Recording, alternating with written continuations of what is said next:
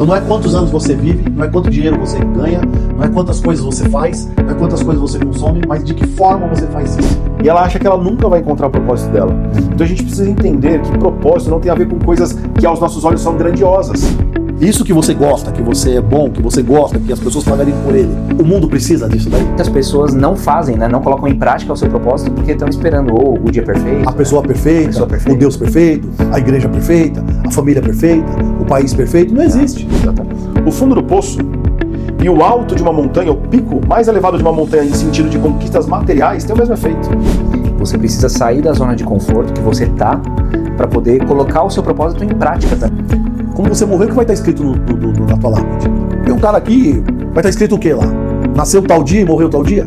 E nesse espaço de tempo... Quando a gente vê, a gente já tá com 30, quando a gente vê, tá com 40, com 50, com 70, com 80, e o tempo passou e você não construiu um legado, você não viveu um propósito, mas não é porque você não o encontrou ou porque você não conseguiu identificar, é porque a sua vida ficou no piloto automático. Seja muito bem-vindo ao terceiro episódio do podcast Pensação, o podcast onde o pensamento e a ação caminham ali, ó, lado a lado. Aqui a gente não só te ajuda a pensar, mas a gente te mostra também o caminho para poder agir. Bom, nesse bate-papo de hoje a gente vai falar sobre espiritualidade, propósito, consciência e principalmente sobre o poder de servir. E hoje eu tenho dois convidados aqui comigo muito especiais, que é o Fábio e o Dalton. O Fábio é mentor, palestrante da área de vidas e espiritualidade. Ele é fundador da Elevamente, tem mais de 30 anos dedicado à ajuda humanitária, levando aí projetos sociais para diversas partes do mundo, né? Acho que a gente vai ter bastante assunto para falar sobre isso hoje. Carrega aí muita sabedoria, humildade, fé e uma forma prática de liderar as pessoas. E a gente tem o Dalton, que é empresário, é CEO, fundador da Vale Construtora, ele é casado, pai de 2 filhas e também é pastor. Então sejam muito bem-vindos. Obrigado. E vamos seguir com essa conversa que a gente vai ter muito assunto para falar hoje. Bom, desde o primeiro convite o Fábio me disse, eu tô aqui para servir, e essa virou a nossa base dessa conversa de hoje, Fábio. E não é a primeira vez que eu ouço isso de você. Então, assim, o que você tem... O que essa frase significa para você, na prática? Isso para mim é o meu norte, cara. É o que me faz acordar todo dia, é o que faz eu vencer os obstáculos da vida, é o que me dá clareza de existencial. Servir tem a ver com a nossa natureza, né? Então, quando a gente encontra esse caminho, a gente para de correr atrás de coisas, a gente para de se validar atrás de titularidades, a gente para de julgar as pessoas, a gente começa a olhar o que realmente importa na vida, né?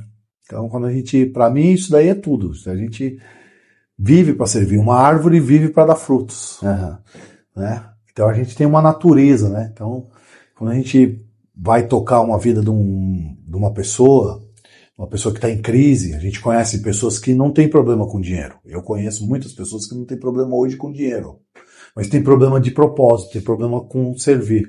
Então a gente faz uma engenharia reversa. E a gente começa a trabalhar o porquê a vida do cara interessa. Então, o servir tem a ver com isso, a gente começar a entender como é bom a gente servir, né? A gente... 3 anos atrás eu fui ao Japão pela primeira vez. Eu vou à Ásia já há 12 anos. E quando eu fui ao Japão, eu fui no Museu da Toyota. Eu estou estudando o Toyotismo. Legal. E o Toyotismo, ele ensina que uma vez por ano, né, o CEO da empresa, por exemplo, da Toyota, vai lá passar por todo o processo. Então ele desce para o nível do chão de fábrica. Da fábrica, né? O chão de fábrica. E ele faz limpeza, ele faz manutenção, ele faz todos os processos. Então um cara que está acostumado a trabalhar e ele, nessa hora, ele consegue abanar a brasa que está dentro dele. Então todo diretor, todo grande executivo que vai para a Toyota, vai trabalhar na Toyota, existem caravanas de empresários do mundo inteiro, do leste europeu, do mundo inteiro, que vão para o Japão para conhecer essa forma de pensar no todo. Quando você fala de servir, você tira o seu ego do centro, né? Que é o que o asiático fala na espiritualidade dele, né?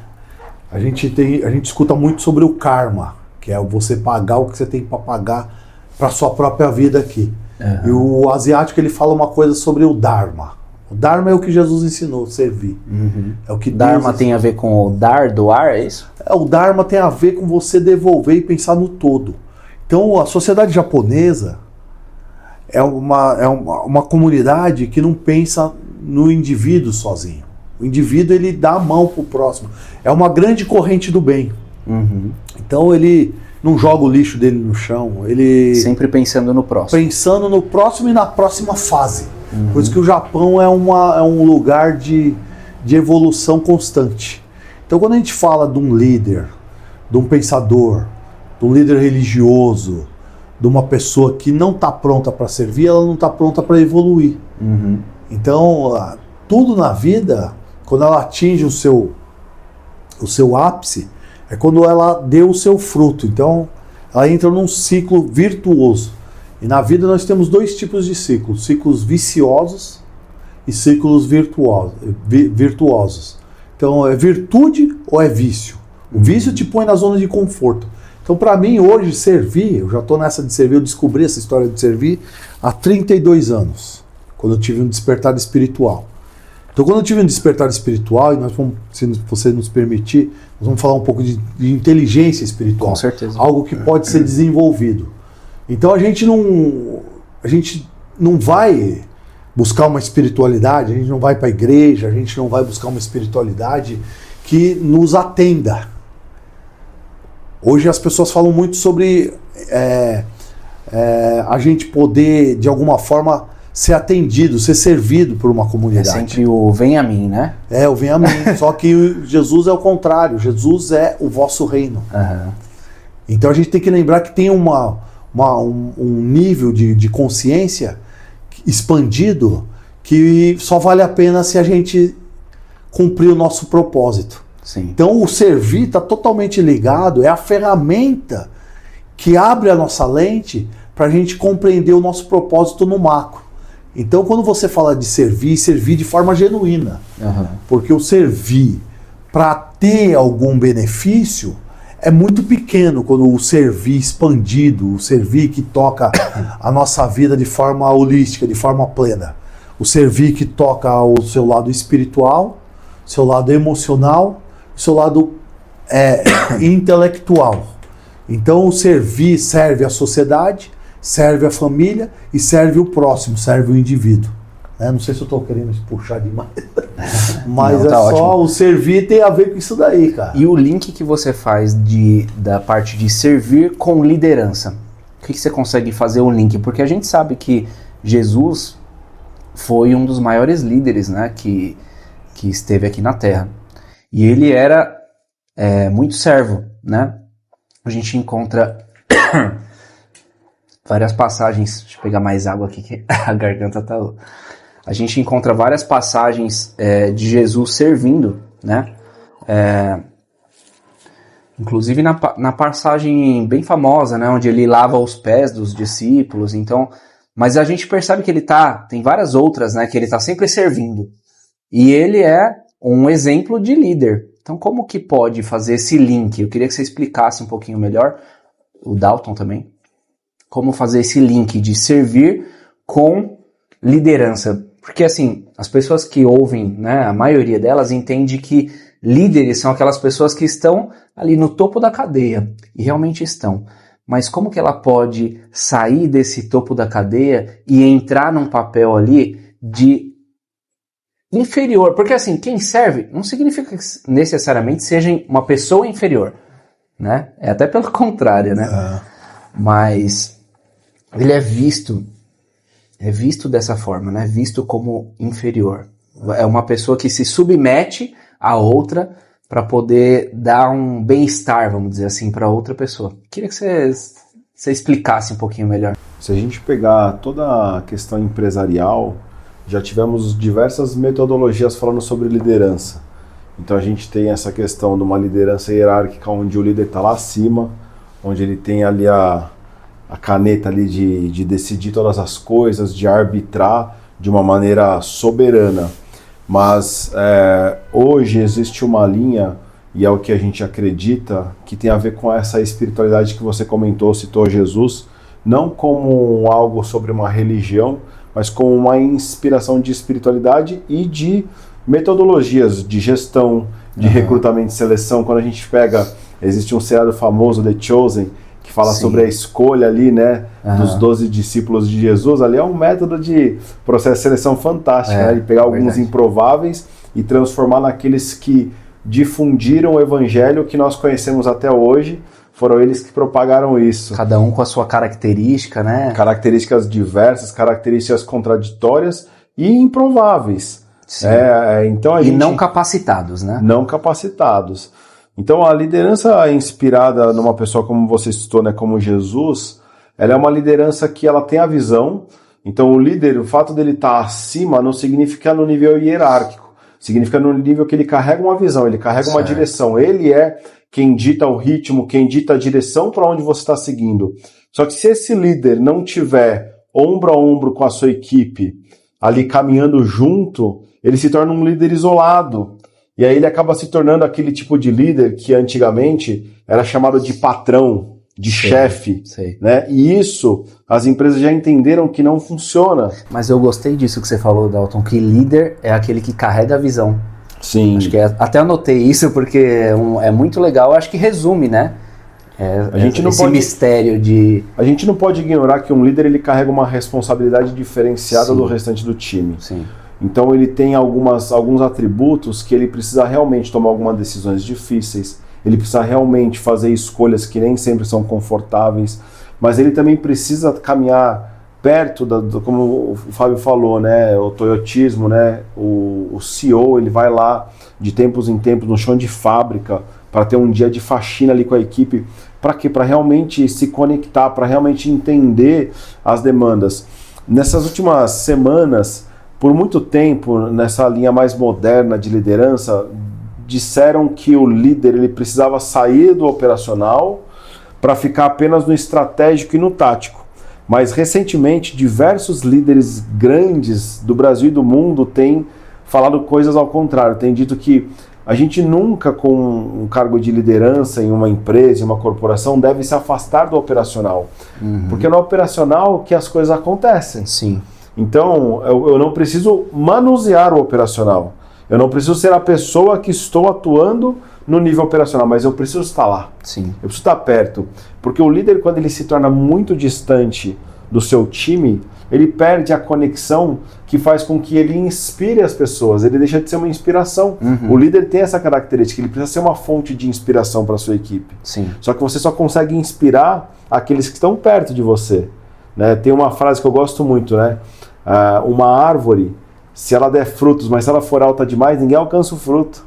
É verdade. Então a árvore não pode crescer, ela tem que ter uma altura suficiente para as pessoas poderem alcançar ela. Isso é muito bom, hein? Tô gostando.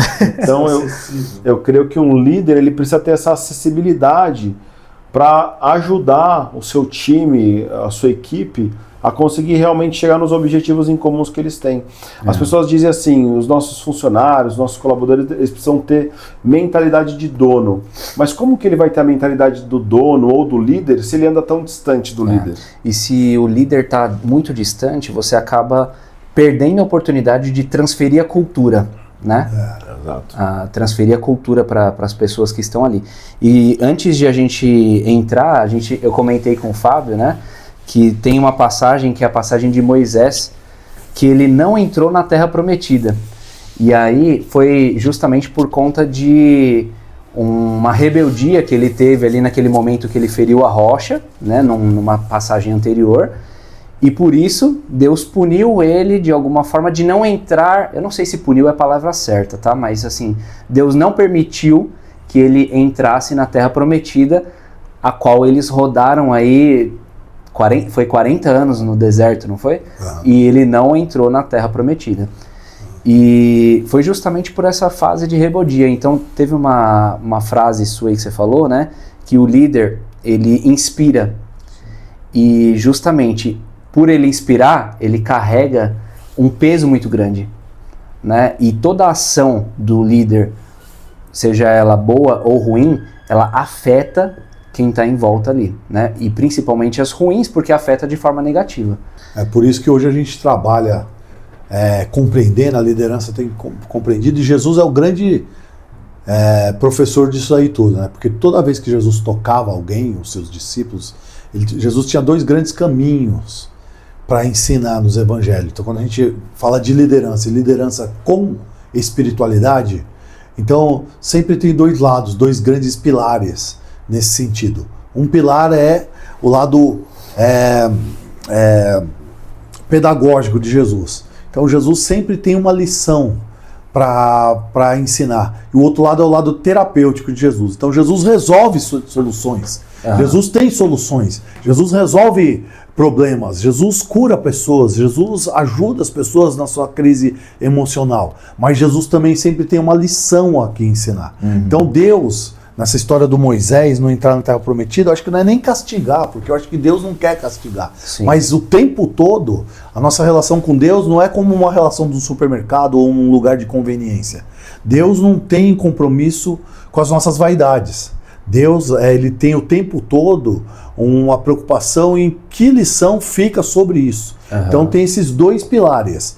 O lado terapêutico. Então quando a gente está aflito, Deus faz alguma coisa com a gente, e às vezes Deus não faz o que a gente quer para trazer a pedagogia sobre isso daí. Então qual a lição que você tem do deserto? Qual a lição que você teve da água? Porque essa história de bater na rocha é muito interessante, porque anteriormente ele estava preso num processo. E a outra vez Deus disse para ele, isso aí ocorreu 2 vezes. A primeira vez Deus disse para ele, toque a rocha. E ele criou um mecanismo de automação. Então, nas coisas espirituais, nós não podemos andar de forma automática, no piloto automático, no modo avião. Nós temos que ter sensibilidade. Então, quando você convida Deus para participar dos seus processos, do teu propósito, do teu destino, você tem que saber que você tem um companheiro, você tem um mestre, você tem um senhor, você tem alguém que vai te instruir ali. Então Deus deu uma instrução ali e falou com ele ali, direcionando a vida dele ali. Deus foi deixando claro ali para ele, olha, agora eu não quero que você bata na rocha, eu quero que você fale com a rocha. Tem toda uma tipologia, que a gente não quer puxar para teologia hoje aqui, mas tem a tipologia, né? Que tem um momento. Então é a diferença entre o Antigo Testamento, o Novo Testamento. O Antigo Testamento, na hora de bater na rocha, é a teologia do sacrifício. O Novo Testamento, a segunda vez que é para a água sair, é a tipologia de Jesus. Então Jesus sendo a fonte de água viva e trazendo água. Então eu não quero entrar por esse lado teológico, mas do lado mais da nossa inteligência espiritual. A segunda pergunta aqui é, muitas pessoas hoje estão em busca de propósito, mas se sentem perdidas ou desconectadas. E aí, na sua visão, qual que é o papel da espiritualidade nesse processo de encontrar um caminho com sentido? Ah, meu amigo, eu acho que aí falou a grande resposta do mundo. Né? Então tem gente que confunde caridade com propósito. Um propósito sem espiritualidade é um propósito que fica flutuante. Porque a grande carência do homem está em se encontrar com o todo. Né? Existe um livro fantástico que chama QS, Inteligência Espiritual, da Dana Zohar, que é uma cientista que defendeu tese em Harvard. E ela mediu, com ferramentas da neurociência, que benefícios trazem para o homem a sua espiritualidade. Então hoje, as ciências grandes, Yale, Oxford, Cambridge, Harvard, todas as grandes universidades do mundo estão espantadas com a espiritualidade. Então a gente encontrar a conexão, o que a espiritualidade faz entre tantas coisas? Primeira coisa é que ela expande a nossa percepção do mundo e de nós mesmos. Então por que as pessoas querem encontrar? Hoje tem 2 tipos de pessoas que estão sendo sinceras em procurar o seu propósito, e outras pessoas que estão querendo fazer disso uma moda, uma crença social, né? Porque crenças, a gente tem crenças limitantes, Sim. crenças fortalecedoras, elas podem ser hereditárias, elas podem ser sociais, ou elas podem ser pessoais. Então tem crenças que a gente às vezes herdou dos pais, que vieram de outro lugar. Eu espero que não esteja saindo no... Não, nós estamos com ruído aqui no prédio. Vamos tentar ver se não está saindo aí. Mas se sair um pouquinho também... Não tem problema, segue aí firme. O importante é o conteúdo. Né? E às vezes nós temos crenças sociais. Que são as crenças sociais? As modas. Hoje tem Bebê Reborn, tem o Labubu, chama Labubu? Isso eu não conheço. Labubu, um negócio uma bonequinha. Uma bonequinha Sei, assim, com um sorriso, assim, parece um capeta de feio. Tá vendendo por uma fortuna, custa quanto? $400? A $4.000. Eu vi um vídeo de $400 a $4.000 no Labubu. Você compra, você não sabe o que... Então tem gente que o propósito dele é descobrir o Labubu perfeito. Então o propósito é muito subjetivo. Acho que eu vejo isso muito um efeito manada, né, Fábio? Efeito manada. Então vira uma coisa muito subjetiva. Mas um propósito de verdade, ele serve à humanidade, ele serve o próximo. Então aí fala da liderança de novo. Parece que nós estamos voltando sempre no mesmo assunto. Mas é de Jesus. Não dá para falar de Jesus. Jesus tinha... hoje a gente fala de uma coisa chamada soft skill. Tinha habilidades sensíveis, o tato fino, para conseguir ver coisas que nem os discípulos estavam vendo neles. Então ele pegou aquele hard skill, que por exemplo, vamos pegar o caso de Pedro. Pedro era pescador, estava frustrado na sua pescaria. Um dia foi pescar, não pegou nada, estavam consertando as redes, estavam num dia frustrado. Então Jesus potencializou o hard skill dele, Jesus entrou lá. Jesus, por profissão, era filho de um carpinteiro. Não diz a Bíblia que Jesus era carpinteiro. Era filho do carpinteiro, mas alguma coisa de carpintaria, em algum momento ele deve ter ouvido. Com certeza. Com certeza, ele morou na casa de um carpinteiro. Então, saber usar um serrote, um martelo, uma talhadeira, às alguma vezes coisa, ajudar ali até a idade dele se manifestar ali como mestre, como rabi. Então Jesus tinha o hard skill como ferramenta para ampliar o nosso soft skill. Então Jesus fez ele pescar, pescou, fez a melhor pescaria da vida dele, mas a maior pescaria da vida dele fez ele ir pro next level, pro próximo nível. Fez ele... Eu não quero mais pescar, eu fui habilitado pelo... Então, Jesus resolve a nossa vida para a gente enxergar uma nova vida, não para a gente voltar na vida que a gente tinha. Então, Jesus lapida a gente pro próximo nível. E aí ele disse, olha, eu quero fazer você agora um pescador de homens. O que é pescador de homens? Tem uma mensagem que atende além da minha demanda. Então, quando Jesus me abençoa, me toca, me unge, me ilumina, me incentiva, me inspira, Jesus faz eu ir além daquilo. Então, o que eu penso sobre esse tipo de propósito? Quando eu enxergo que é o propósito para mim? É algo que é um desafio constante, que é o que a gente estava falando do toyotismo, voltando para os japoneses. Ele tem muitos princípios ali que tem a ver com Jesus. O que é o Dalton disse, hoje a liderança, a diferença de um chefe para um líder, é que o chefe hoje ele está voltando ali na linha de produção, ele está voltando a botar a mão para o executivo, ele está tendo que voltar ali para o executivo. O japonês chama esse lugar de Gemba. A palavra Gemba quer dizer lugar onde a coisa acontece. Eu acho que um líder espiritual, um líder de verdade, um líder inspiracional, um líder apaixonado, sempre tem o cheiro da sua operação. O cara que trabalha no McDonald's de verdade, um chefe, um dono de um restaurante, sempre ele vai ter o cheiro da comida na sua roupa. Um grande chefe de cozinha, Michelin, 3 estrelas Michelin, sempre ele tem um corte de faca na sua mão. E é justamente no Gemba, né? É justamente ali no chão de fábrica que a gente consegue encontrar oportunidades, é onde a gente está junto do cliente, né? Às vezes é até legal você sair desse papel de liderança ou até mesmo sair do seu papel de empresário e olhar a sua empresa, né? Olhar o seu negócio do lado de um cliente, né? Do ponto de vista de um cliente. Então, acho que isso é muito legal. É verdade. Aí como é que funciona o propósito? tem a ver com o Kaizen, que é o que anda junto com o Gemba. Kaizen quer dizer, a palavra japonesa, melhoria contínua.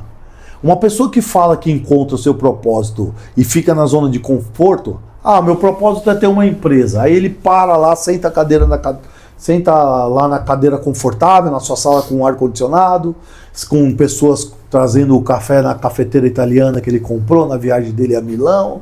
Ele tá ali bem confortável, daqui a pouco ele tem alguém para levar ele no jato executivo dele, tal. Ele não está encontrando o seu propósito. O propósito sempre nos leva ao autodesenvolvimento, sempre nos leva a um lugar de entrega. Se a gente fizer um paralelo de propósito com a vida sacerdotal, um sacerdote ele sempre está envolvido com sacrifício.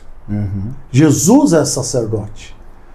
Nós somos reis e sacerdotes. Então, eu acho que uma pessoa que quer encontrar o seu propósito, ela tem que achar o equilíbrio entre o reinado, entre a administração, entre a nobreza, entre o governo, e tem sempre que achar um lugar entre a sua espiritualidade. Então, quando diz lá em Apocalipse que nós somos reis e sacerdotes, e nós temos o lugar no Antigo Testamento sobre o rei que tinha o coração segundo o coração de Deus, que era Davi, ao mesmo tempo que ele era um bom guerreiro, ele era um bom adorador.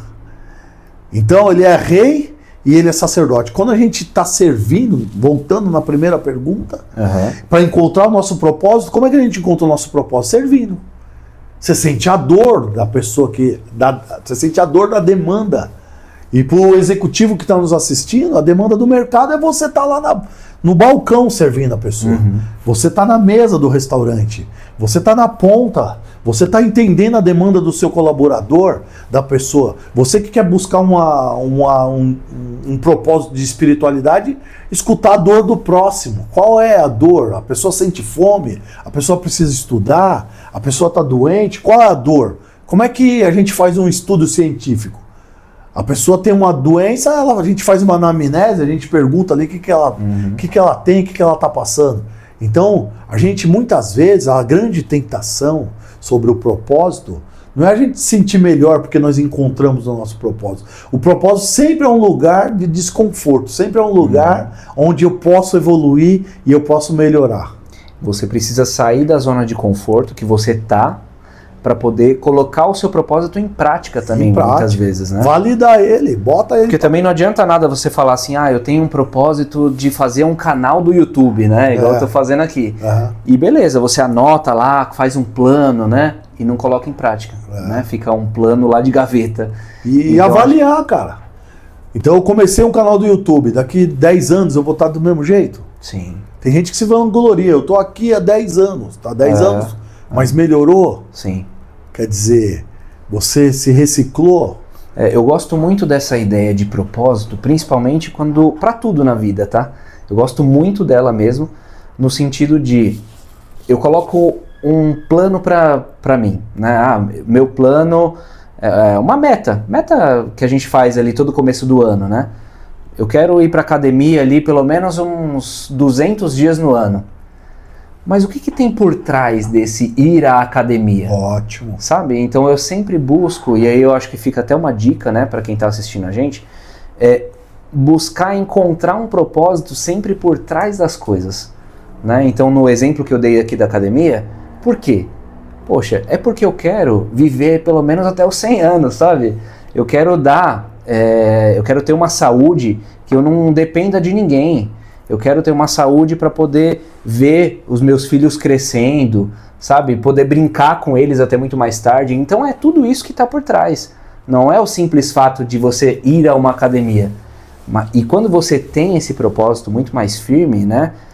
Você levanta da cama mesmo em dia de frio, igual hoje. Né? Então assim, 5 horas da manhã, eu levantei da cama e fui para academia, cara. Uau. E aqui eu tô dando um exemplo de uma academia, né? Mas assim, tem propósitos de vida, propósitos de você abrir a sua empresa, né? Propósitos aí de várias outras coisas, né? De como você faz aí, né? De ajuda humanitária. Um super desafio. Então, assim, o que tem por trás disso tudo, né? Eu acho que é legal a gente pensar nisso até para ajudar as pessoas a entender um pouquinho melhor, né, dessa questão de propósito, né? Propósito, legado, né?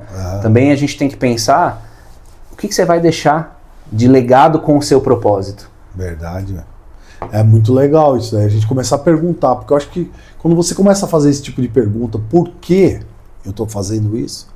Para quem eu estou fazendo isso? Isso, para quem também é uma boa pergunta. Para quem eu estou fazendo isso, né? Eu também voltei agora, eu tive um ataque Para quem, por quê, como? Tem várias perguntas. Onde? Quando? Então, se a gente começar a fazer as perguntas certas, que é o que eu gosto muito de falar dos ensinamentos de Jesus, né? Muitas coisas, a diferença de Jesus para o Antigo Testamento é essa. No Antigo Testamento tinha os mandamentos ali, né? Então estava ali de forma imperativa, faça isso. Muitas vezes Jesus perguntava, quem é o teu próximo? O que você leu? Como você compreendeu? Então quando ele começa a ampliar isso e ensinar a gente a questionar as nossas escolhas e assumir as nossas escolhas, a gente fica muito mais firme. A gente não fica volúvel naquilo que as circunstâncias levam a gente. Então o propósito, ele coloca a gente num lugar que nós estamos acima, nós somos regidos por propósito.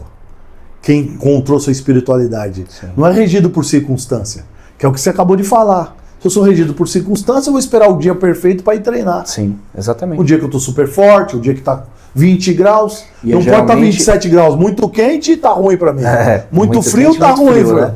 Entendeu? E geralmente é isso que acontece e muitas pessoas não fazem, né? Não colocam em prática o seu propósito porque estão esperando ou o dia perfeito, a pessoa perfeita, o Deus perfeito, a igreja perfeita, a família perfeita, o país perfeito, não existe. Exatamente. Entendeu? Então essa... Fica procrastinando, né? Então esperando o momento certo, que nunca vai chegar. Tem a ver com um lugar assim bem profundo que chama consciência, né? Então a gente tem uma fé madura, né? Uma fé profunda. E a gente, é o que você falou, a gente encontrar o nosso propósito e pensar também no nosso legado. Legado o que é? Você escrever uma história. Uhum. Você deixar ali um exemplo, né? Hoje mesmo eu falei na palestra lá na empresa. O que a gente deixa de herança de verdade? Se a gente puder fazer uma mentalização, uma projeção, quando você morrer, o que vai estar escrito na tua lápide? Uhum. Foi um cara aqui, vai estar escrito o que lá? Nasceu tal dia e morreu tal dia? E nesse espaço de tempo, entre o dia que você nasceu, porque você vai no cemitério, eu convido você aí, que está nos assistindo, vai no cemitério. Sim. Você vai ver um monte de lápide lá com frases prontas que o cara da funerária vendeu. Tá lá, comprou a mais cara, comprou o mármore mais caro, comprou a localização do terreno do cemitério mais caro, uns fazem um jazigo, fazem uma casa, mas não conta, não fala da vida do cara ali. Então nasceu tal dia, morreu tal dia, descanse em paz. Mas descansou do quê? Uhum. O que ele construiu, o que ele fez. Então quando você lê os personagens bíblicos, nós estamos, todos nós aqui, falando toda hora de Jesus, porque marcou tanta história. Sim. Com 33 anos, 30 anos, tem um texto que fala quando ele era criança, tinha 12 anos, ele estava lá, fala quando ele era criança, depois fala quando ele tinha 12 anos, depois fala dos 30 aos 33 anos. Em 3 anos, esse homem construiu tanto, que nós estamos há 2025 anos falando da história desse homem. Nações foram construídas, impérios foram construídos através da história de Jesus como homem, eu estou falando.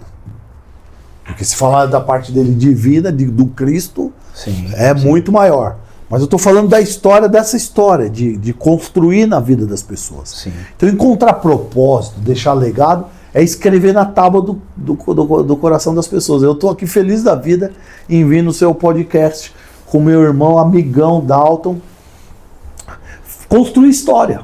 Sim, eu trabalhei o dia todo, ontem eu trabalhei o dia todo, hoje eu acordei bem cedo, levar minha filha para ir para a escola. Ela não queria ir para a escola, estava tão gostoso em casa, falou, não té. Eu falei, isso té sim, você vai sim, você vai, eu vou trabalhar e depois, porque todo dia eu falo, daqui a pouco eu venho te buscar. Eu falei, hoje eu vou lá, com o Bruno lá, e nós vamos construir história. Sim. Porque o servir de verdade, ele dá frutos. E ele dá frutos para a eternidade. Não é uma troca normal, um negócio, eu pago e não é uma coisa para consumir. Então servir é diferente de trabalhar. Trabalhar é o processo, servir envolve sentimento, propósito, inspiração. O transcendente, o divino está aqui. Então nós estamos aqui para servir. De alguma forma, nisso tudo que nós estamos falando. Nós não estamos pensando em ser perfeitos. Nós não temos essa ambição. Mas nós temos a ambição de fazer o nosso melhor. O servir passa por isso, por essa consciência. E eu estou fazendo e entregando. Então eu volto de novo a falar. Tem a ver com o rei e com o sacerdote. Tem a ver com nobreza e com sacrifício, com adoração. O que é adoração? Quando eu louvo a Deus pelo que Ele faz. Quem aprofunda a sua espiritualidade não pensa só no que Deus vai fazer por mim. Ele pensa que relação eu vou ter com Deus. Então eu estou aqui querendo gerar relação com você, com eles, com Ele. Então o discipulado, a vida com Deus é uma vida de troca, de relação. Então eu não só quero fazer, mas eu quero participar. É diferente. Então o nosso legado, sobre legado, o que eu penso? O que eu quero ensinar para minha filha? A Elinha, você foi lá outro dia lá conhecer, tá lá em casa, ela levou seu filho lindo, tão lindo teu filho. Até falei, tem que fazer um DNA pro filho dele, porque é tão lindo que eu falei, não é possível. Mas é só olhar pro pai que vai olhar ver pra que mãe, é meu filho, né? Olhar pra mãe. Muito lindo, menino, muito gracinha. E eu fiquei pensando, aquele bando de crianças que estava aquele dia lá em casa, um monte, parecia uma creche, um monte de criança lá em casa. Acabei de sair da casa dele lá, a filha dele comeu banana na minha mão lá, picou a banana, eu dei banana na boca dela lá. E eu fiquei pensando, cara, o que eu posso fazer de legado? E às vezes a gente pensa em juntar fortuna, colocar o filho na melhor escola. Claro que tudo isso faz parte. Sim. Fazer o filho estudar, viajar para o exterior. Eu quero levar minha filha para Disney, apesar de eu não gostar, mas eu vou levar minha filha para Disney, junto com a filha dele. De repente com o teu filho, que é mais ou menos da mesma idade. Nós vamos fazer coisas extraordinárias. Mas quando eu faço coisas extraordinárias, a gente volta de novo lá. Eu estou transmitindo a minha energia, o meu coração, né? Porque Jesus disse, onde tiver o vosso tesouro, aí estará o vosso coração. Então o legado tem a ver com isso. Eu estou fazendo para quem hoje? Eu tenho 54 anos. Quando minha filha tiver 20 anos, eu tenho 74 anos. Não, 72, porque ela já tem 2. 72 anos. Eu vou ser um vô. Eu já tenho idade para ser vô. Mas eu penso, eu posso deixar uma história para essa moça. Né? Nós estamos aqui, você é um cara bem sucedido na sua profissão, ele é bem sucedido na profissão dele, eu estou lutando para ser bem sucedido na minha profissão, mas hoje mesmo eu fui lá dar treinamento, palestra. Dezenas, quiçá centenas de pessoas a me assistindo, escutando o que eu tenho para falar.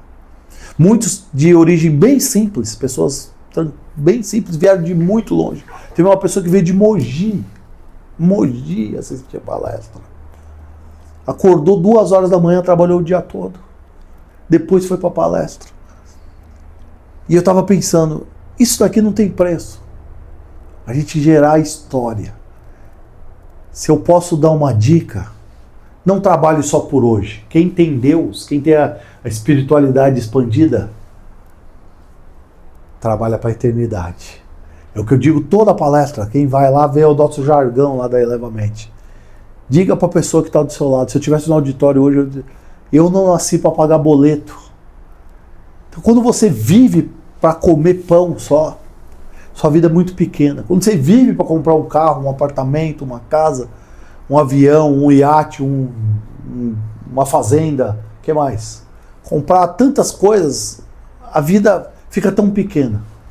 E eu quero louvar a Deus pela tua vida, que fala sobre a gente refletir, mas refletir de forma mais profunda. De tal forma a pensar que a gente pode deixar isso aqui para a eternidade. Com certeza. Então quem confia no que faz, fala, o meu produto, o meu serviço é duradouro. Eu não vendo coisas que vão perecer amanhã. Então nós somos imortais. É verdade. Ô Dalton, a gente conversou bastante aqui sobre propósito, né? E pode ser que algumas pessoas tenham dificuldade em encontrar o seu propósito. E aí eu queria que você conseguisse explanar um pouquinho pra gente aqui que caminho a pessoa deve seguir para poder encontrar o seu propósito de verdade na vida, né? Porque às vezes a pessoa está perdida, não sabe, né? Começa num trabalho e não dá certo, faz alguma coisa e não dá certo, não consegue, não tem a sensibilidade ali de repente quem tem, né, espiritualidade, de ouvir a voz de Deus, segue por esse caminho, segue por outro. Como que a pessoa se acha nesse turbilhão de informações, às vezes mal sucedido? Como que funciona isso? Primeiro, acho que a gente tem que simplificar um pouco a questão de significado de propósito. Tá na moda, tá em alta, né? O propósito é o hype do momento, de assunto, de busca das pessoas. Por conta disso, propósito virou uma moeda. As pessoas hoje vendem tantas coisas, tantas mentorias, tantos cursos, tantas teorias mirabolantes para tentar fazer as pessoas encontrarem o seu propósito. E não estou dizendo que não tem pessoas bacanas ajudando, fazendo um trabalho legal nesse sentido, mas o propósito hoje ele virou algo que eu não acredito que seja isso que as pessoas estão falando. Eu acredito que propósito é algo muito mais simples. As pessoas hoje elas criam uma coisa mística em torno do propósito e a pessoa se sente, pô, mas aquela pessoa relevante, aquela celebridade, aquela pessoa que é conhecida, que é uma influenciadora ou influenciador, ela fala de propósito, mas ela alcança milhares de pessoas, ela faz isso, faz aquilo, e a pessoa se sente tão pequena e ela acha que ela nunca vai encontrar o propósito dela. Então a gente precisa entender que propósito não tem a ver com coisas que aos nossos olhos são grandiosas. Perfeito. Então o propósito tem a ver com aquilo que a gente faz da essência do nosso coração e que tem a ver com algo que transcende a nossa pessoa. Porque, veja, eu saio de casa para trabalhar, para resolver os problemas da minha família, para resolver os problemas da minha casa. Isso é uma coisa normal que todo ser humano faz, correto? Você disse que vai para a academia às 5 da manhã porque você precisa cuidar da sua saúde física. Eu só fui hoje. Geralmente eu vou no fim do dia. Então, cada um tem uma corrida que tem a ver com os nossos interesses próprios. O nosso propósito tem a ver com cuidar dos nossos interesses próprios, mas transcende nós, vai além de nós. Tem muito a ver com o que o Fábio falou sobre servir. Quando a gente começa a entender e olhar para fora da gente, olhar para um coletivo, como ele comentou sobre os japoneses, olhar para algo que vai além do indivíduo, a gente começa a se conectar com um propósito. Mas a gente precisa quebrar esse romantismo, esse misticismo em torno do propósito. Então eu vou te contar, tem uma mulher que ela vem aqui no escritório todos os sábados para limpar o escritório, para dar uma faxinada no escritório. Ela entra e ela sai e ninguém percebe, porque do jeito que a caneta da pessoa está ali em cima da mesa, a caneta fica, se tem alguma coisa de valor, a coisa fica, mas a gente sente na segunda-feira o ambiente limpo, cheiroso, perfumado. Essa pessoa está cumprindo o propósito dela. Ela está cumprindo aquilo que ela se propôs a fazer com excelência, com zelo, com cuidado, com assertividade. Então eu vejo que, quem tem vontade de treinar às 5 da manhã no dia de frio? Não tem. Mas está dentro do seu propósito, cuidar do seu corpo físico, porque você só tem um. Sim. Então você precisa cuidar dele. Então dentro do seu propósito, mesmo que não seja agradável, tem coisas que a gente faz por disciplina. Tem coisas que a gente faz porque é necessário. Só que hoje a gente vive numa geração, e eu não estou aqui para ficar fazendo teoria sobre as gerações, geração Z, geração Y, sei lá quais são as tantas letras das gerações que estão surgindo por aí, mas a questão é, todo mundo quer hoje uma coisa glamurosa, fácil, E sem rápida, esforços, né, também, rápida, e ninguém vai conseguir ver o seu propósito com isso.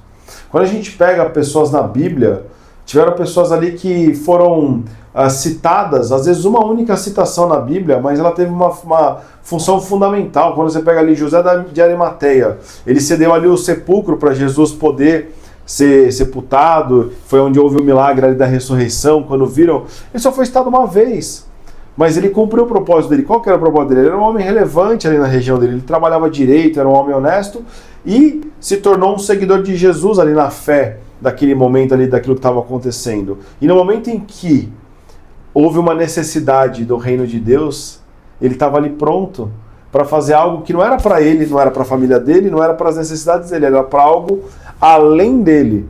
Então, esses dias eu estava ouvindo algo que mexeu muito comigo. Disseram o seguinte: o fundo do poço e o alto de uma montanha, o pico mais elevado de uma montanha em sentido de conquistas materiais, tem o mesmo efeito. Porque nos dois lugares, no fundo do poço você está sozinho. No alto, no pico de uma montanha também, geralmente você chega sozinho, porque quem chega a altos lugares materiais é árduo o caminho. É solitário o caminho do empreendedor, do empresário que alcança altos lugares. Geralmente ele chega sozinho a um lugar solitário. E toda conquista material, ela perde rápido o efeito. Quando você compra um carro, no começo é maravilhoso, cheirinho de novo, você pega ali para dirigir, macio, gostoso, passa 3, 4 meses, é um carro comum. Quando você se muda para um apartamento novo, para uma casa nova, tudo é novidade no começo. Passa um ano, a gente já começa a reclamar do jardim, já começa a reclamar que a parede está numa cor diferente, que a gente gostaria de pintar, já acha que o lustre já poderia mudar, já tem um móvel que já não gosta mais. Ou seja, tudo que é material, ele perde rápido o efeito da conquista. Por isso que a gente vai falar que pessoas que só vivem atrás de uma conquista que tem a ver com algo material, elas constroem um castelo de areia. Porque toda vez que elas chegam em uma conquista, aquilo perde força, perde sentido. E ela tá sempre indo atrás demais, né? Ela chegou onde ela quis, na vida inteira ela quis um carro de determinada marca. Ela chegou naquele patamar, ela começa a pensar em outro carro. Outro carro. Vira um círculo vicioso, algo que você não sai daquele giro. E tá tudo bem você ter conquistas materiais, tá tudo bem você querer prosperar. Eu sei que o Fábio quer, sei que você quer, mas para você conseguir encontrar o propósito, você precisa ir além de você mesmo como indivíduo e além daquilo que é material. Então, para falar da minha vida, o meu propósito eu encontrei quando eu conhecia Jesus, conheci o reino de Deus, conheci uma espiritualidade viva, porque existe duas espiritualidades. A espiritualidade da religião, que ela tem ali os seus preceitos, os seus ritos, os seus dogmas, as suas regras, e existe a espiritualidade, que é uma relação íntima com o Deus que você serve. No caso, eu quando conheci Jesus com 17 anos, comecei uma relação com um Deus vivo, um Deus que não está numa estátua, um Deus que não está em algo que eu possa adorá-lo fisicamente, ele está dentro do meu coração e ele está disponível de uma maneira viva. Quando eu comecei a me relacionar com essa espiritualidade, eu passei a ter, como o Fábio comentou, né? Eu passei a olhar para coisas que ecoavam na eternidade.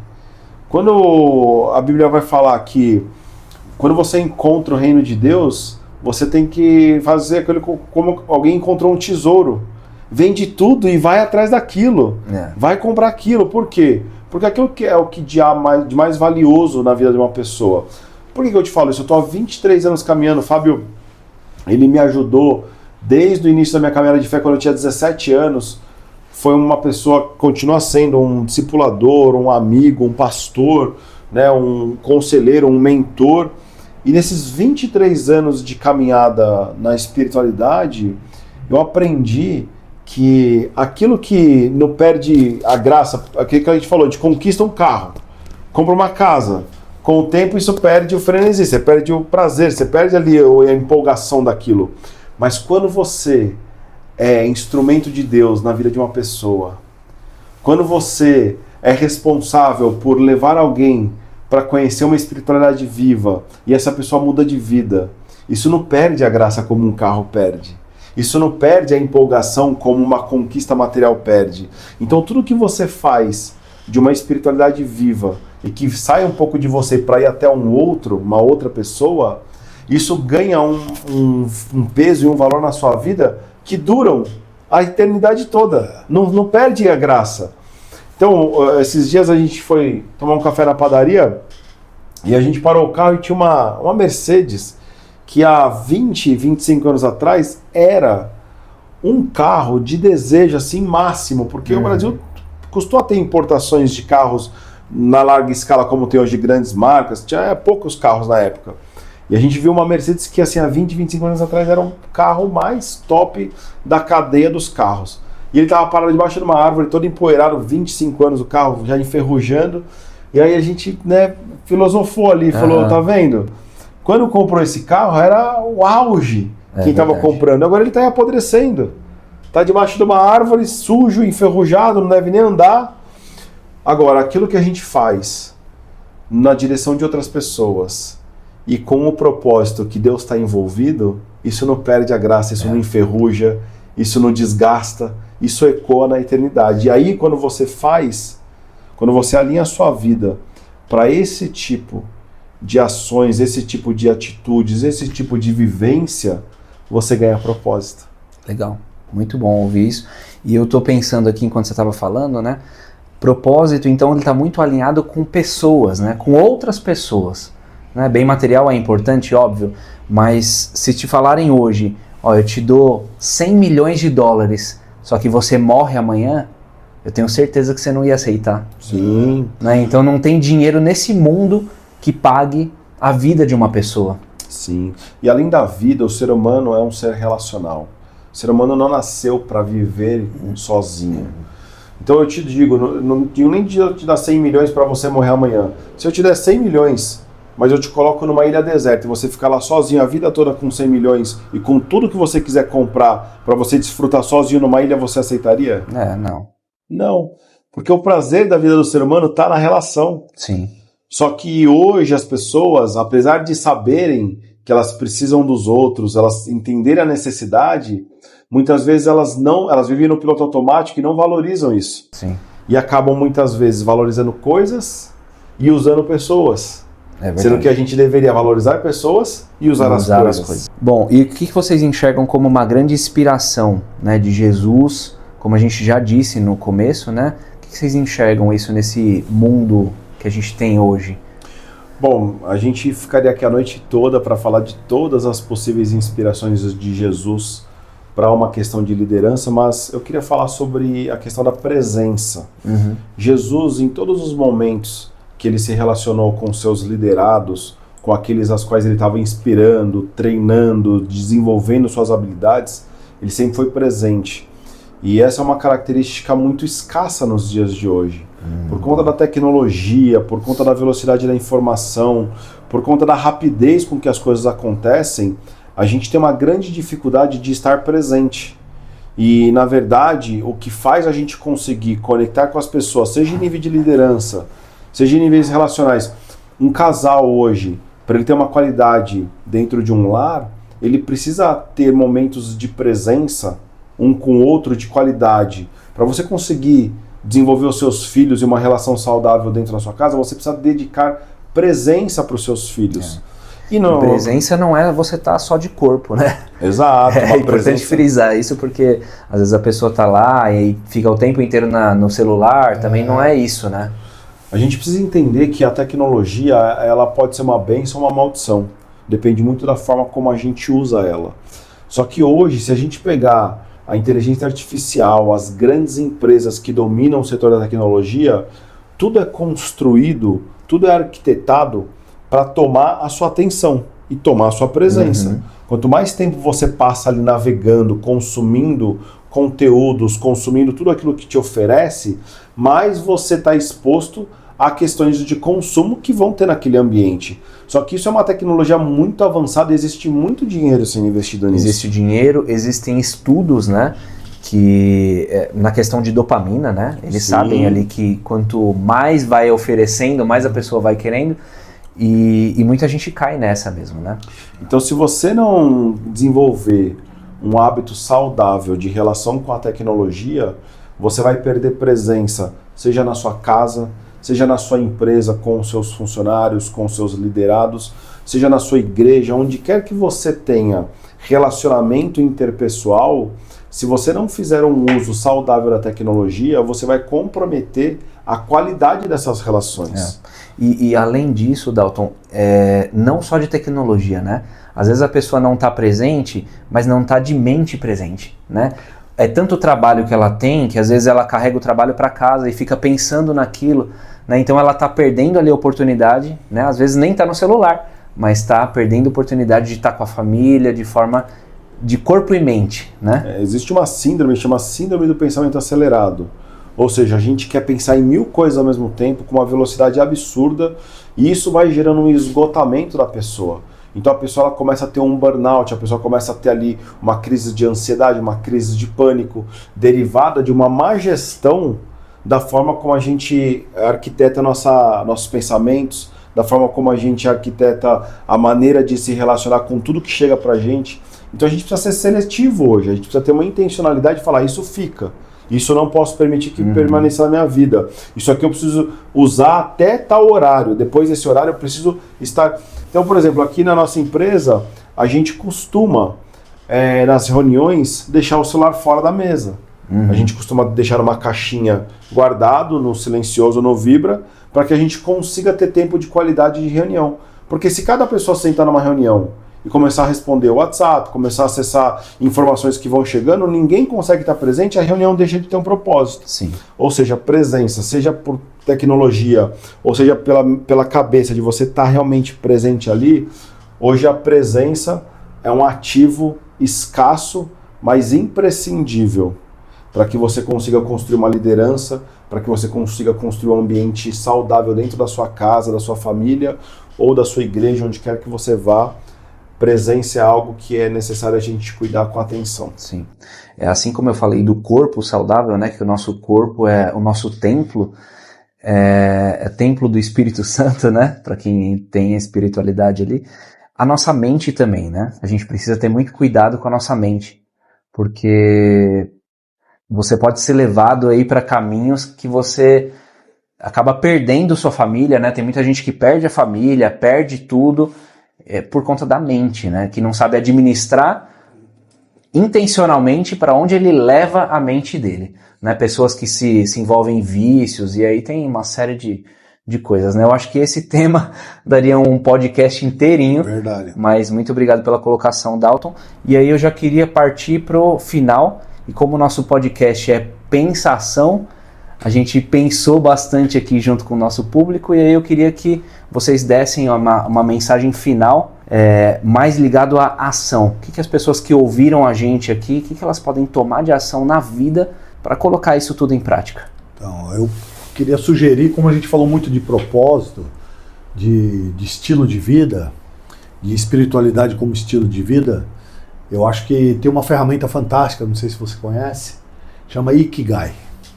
Não conheço. Ikigai é demais, porque o Ikigai é da ilha de Okinawa, onde as pessoas um dos lugares onde as pessoas mais longevas vivem. Os japoneses lá na ilha de Okinawa vivem. E ali tem algumas coisas que eles fazem que todo mundo foi pesquisar, tem na Itália, na Sicília, tem na Grécia, a dieta.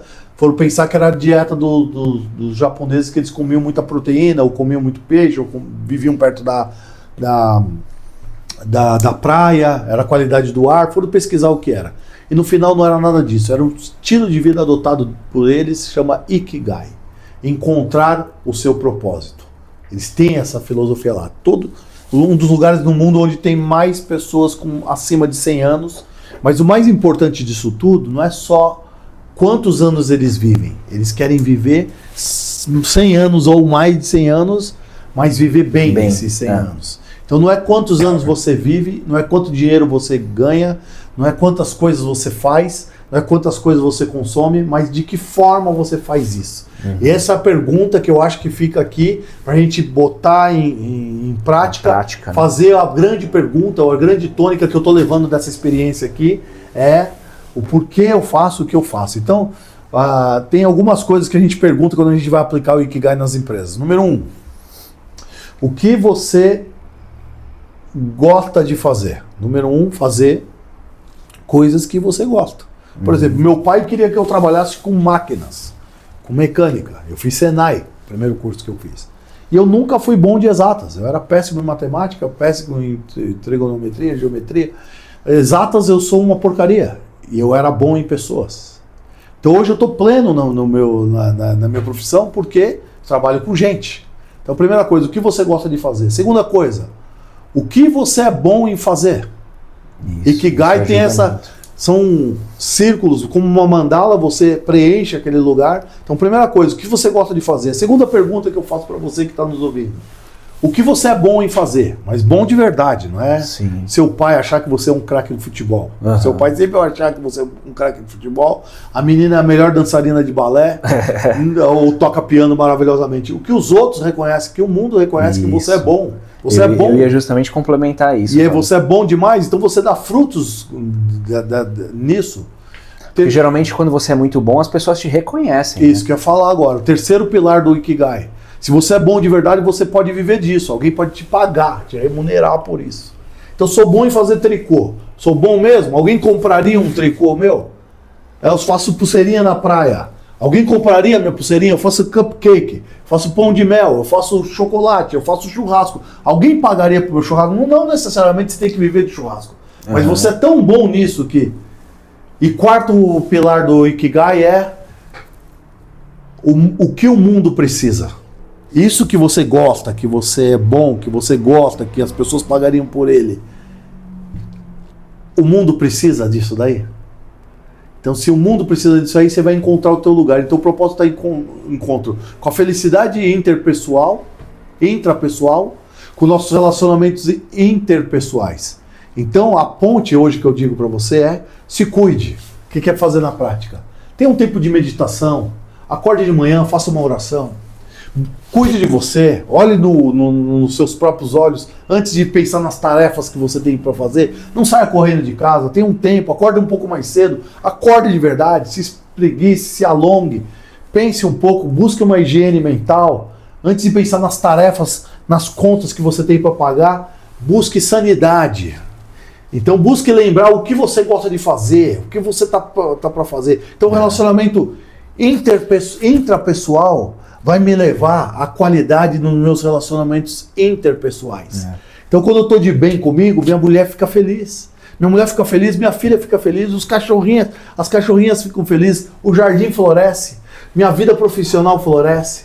Então, o que eu posso te falar de prático? Número 1, encontre o seu Ikigai. Primeiro passo do Ikigai. Comece lembrando no que você gosta de fazer.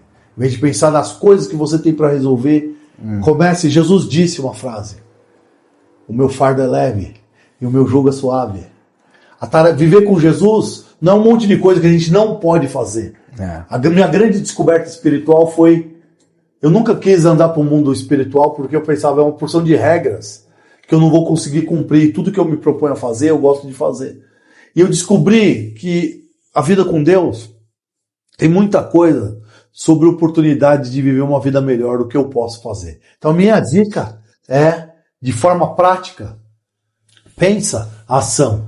Pensa nisso que eu estou te falando, mas amanhã de manhã cedo, acorda de manhã, espreguiça, alonga e pensa um pouco em Deus. Pensa no macro. Não fica achando pelo em ovo, pegando detalhes. Não pensa nas suas frustrações, nas suas falhas. Abre um pouco mão do perfeccionismo. Faça bem feito, mas o perfeccionismo, cuidado com ele para ele não te corroer. E começa a viver de forma plena e feliz. Eu desejo o que os japoneses chamam de Ikigai. Na Bíblia tem um termo que pode dar outro podcast, chama plerona, que é a plenitude de Deus, plerona. Então viva com Deus, uma vida saudável, uma vida de relacionamento com Deus, não uma vida religiosa com Deus. Viva uma vida de relacionamento com Deus, você vai longe. Que Deus te abençoe. Pode passar suas redes sociais, como que as pessoas te encontram para, de repente, te puxar aí para fazer uma mentoria. Vai ser super divertido conhecer você, porque eu faço bem feito, mas eu não deixo de me divertir. Hoje eu vim lá, me diverti muito no meu trabalho. E você pode entrar no meu Instagram, acho que é o melhor caminho.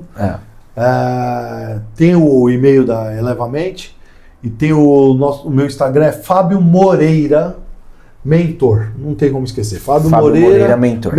Entra lá, me conhece um pouco lá. Depois, se você quer conhecer o nosso trabalho mesmo de mentoria, a gente dá mentoria para atores, atrizes, atletas do UFC, jogadores de futebol, CEOs de grandes corporações, grandes empresas que certamente você consome. E eles todos estão mudando a vida deles de dentro para fora. Primeiro, família. Obrigado pela oportunidade, que Deus te abençoe. Bom. Obrigado você, Fabião. E você, Dalton, qual que é a mensagem final aí que você deixa para as pessoas tomarem ali as rédeas da vida e agir? Bom, primeiro, muito obrigado pelo convite. Foi uma honra poder estar aqui nesse bate-papo agradável. E o conselho que eu dou é que você esteja presente em tudo que você faz, faça as coisas com excelência. Tire um pouco desse misticismo de um propósito que é algo mirabolante, algo sobrenatural. Às vezes você já está cumprindo o seu propósito, às vezes você já está no caminho do propósito que você vai viver a sua vida, você só não identificou que aquilo é o seu propósito. Muitas pessoas ficam em busca da roda, mas a roda já foi inventada. Então a gente tem que fazer o que a gente faz bem feito, com amor, olhando para as pessoas, sem interesses escusos, com uma espiritualidade saudável e principalmente a gente realmente entender que a nossa vida não é só sobre nós somos seres relacionais e que se a gente não dedicar tempo de qualidade, presença naquilo que a gente faz, a gente acaba virando pessoas que fazem as coisas só no piloto automático. E no piloto automático o tempo passa e quando a gente vê a gente já está com 30, quando a gente vê está com 40, com 50, com 70, com 80 e o tempo passou e você não construiu um legado, você não viveu um propósito, mas não é porque você não o encontrou ou porque você não conseguiu identificar, é porque a sua vida ficou no piloto automático e você não entrou no tempo de presença, de intencionalidade para fazer o que você faz. Então seja coisas grandiosas ou seja coisas simples, faça com presença, com excelência, que você vai alcançar o seu propósito. Muito obrigado, Dalton. Deixa suas redes sociais também. @Dalton Poletti no Instagram, no @Dalton Poletti você vai poder me encontrar, vai ser um prazer te receber lá e vamos juntos. Ótimo. Aí as pessoas vão conseguir encontrar seu trabalho e tudo que você faz. Bom, a mensagem que eu deixo é: faça as coisas de forma intencional e nunca perca o seu sonho. Acho que é importante você sonhar. Eu acho que é importante você sonhar grande, porque sonhar pequeno, sonhar grande é o mesmo preço. Né? E nunca perder de vista o que você sonhou. Porque assim como a história de José do Egito, né? Ele era um sonhador. Né? Deus deu o sonho e ele foi atrás desse sonho. Né? Só que em vista dos irmãos dele, né? que foram as pessoas ali que jogaram ele no buraco, né? Até com a intenção de matar, e depois venderam ele como escravo, ele era um simples sonhador, né? Mas ele tinha realmente os sonhos de Deus e ele nunca abandonou os sonhos que ele tinha. Então assim, a mensagem que eu tenho para deixar hoje é: vai atrás dos seus sonhos, né? Coloca, se for possível, né? Se o seu sonho for de alguma forma material, né? Mas eu gosto muito dessa ideia de você ter algo físico ali na sua mão, né? Se você, por exemplo, quer viver até os 100 anos, assim como eu, ou de 100 para mais, então joga lá no ChatGPT a sua foto e fala: me coloque com uma imagem de eu daqui a 100 anos. Né? Imprime essa foto, deixa na geladeira. Isso motiva as pessoas. Né? Se você quer ser uma pessoa, um empresário bem sucedido, ou se você quer, de repente, ser um multimilionário, aí, por que não, né? A gente pode ter também as riquezas materiais, porque isso vai impulsionar, ajudar outras pessoas. Então, faça assim como eu, coloque uma nota de $, né? Escreve lá 1 milhão, 2 milhões, 100 milhões, onde você quiser chegar, materializa o seu sonho, materializa o primeiro passo do seu sonho. E aí você olha para ele de manhã, olha para ele no fim do dia e toma ação. Né? Tomar a ação, sair da inércia, né? Sair desse momento assim de parado e colocar em prática. Né? Dá o primeiro passo. Pode ser um passo por dia. Deus, ele alcança milagres com pessoas ocupadas, com pessoas em movimento. Deus não alcança milagres com pessoas desocupadas. Então isso que você falou faz todo sentido. A gente tem que estar em movimento. É na caminhada que as portas se abrem. E são pequenos passos, né, Dalton? Sim. Porque muitas vezes a pessoa quer colocar a carruagem na frente dos bois ali e, por exemplo, esse podcast é um exemplo, né? Eu poderia sair comprando câmeras e não sei o que, e comprar microfones. Eu até comentei com vocês, né? É tudo um pouco meio precário, por mais que não pareça, né? Porque a gente não faz parecer. Mas assim, é só o primeiro passo, né? Depois você vai conquistando. É o tempo que vai deixando você trabalhar, né? O tempo você vai trabalhando, o tempo vai trabalhando a seu favor. Sim. Né? E vai fazendo com constância e um dia você chega lá. O Fábio tem uma frase que eu me apropriei dela também porque ela é muito boa. Ele sempre falou: nunca despreze os pequenos começos. Nunca. Verdade. Bom, muito bom. Fora isso, eu queria agradecer muito. Acho que o papo hoje foi assim inspirador e muito valioso. Tenho certeza que o pessoal que está em casa também está pensando isso. Bom, e para você que ouviu a gente até aqui, eu espero que esse episódio tenha te inspirado a olhar para dentro e buscar o seu propósito com humildade e principalmente entender que servir é uma das maiores formas de amar. E se você curtiu essa conversa, então compartilha com algum amigo ou alguma pessoa conhecido que está precisando ouvir essa mensagem hoje. E a gente se encontra no próximo episódio do podcast Pensação, onde pensamento e ação caminham juntos. Muito obrigado, Fábio. Obrigado. Muito obrigado, Dalton. Obrigado pelo convite. Até mais, até a próxima.